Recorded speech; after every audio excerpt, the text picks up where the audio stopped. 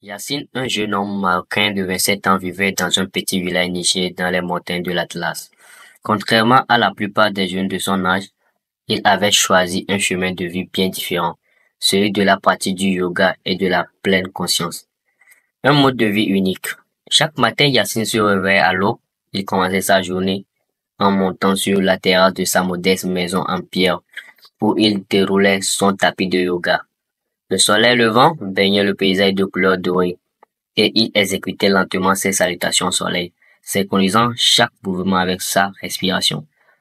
Il passait ses matinées à méditer, à lire des textes philosophiques et à boire du thé à la menthe, préparé avec des herbes fraîches de son jardin. L'après-midi, il enseignait le yoga aux habitants du village, partageant avec eux les bienfaits de cette discipline. Beaucoup venaient au départ par curiosité, mais finissaient par intégrer les pratiques de Yacine dans leur propre quotidien. Un quotidien centré sur l'essentiel. Yacine vivait une vie simple, se nourrissant principalement de légumes frais, de fruits et de pains traditionnels qu'il cuisinait lui-même.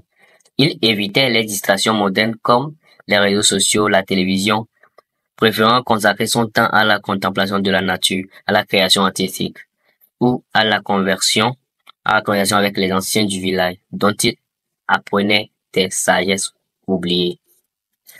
Sa maison était décorée de manière minimaliste, avec des tapis berbères, des coussins colorés et des plantes suspendues.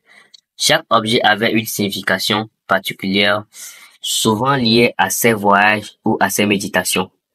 Étant Yacine remarqua des changements profonds en lui. Sa santé physique était excellente grâce à la pratique régulière du yoga.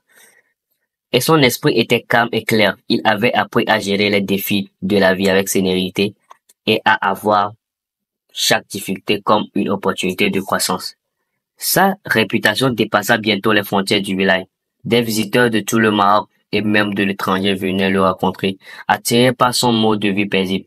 Yacine organisait des retraites de yoga où il combinait les pratiques spirituelles avec la découverte des traditions marocaines, comme les soirées autour d'un feu de camp ou les balades dans les montagnes. Un développement intérieur.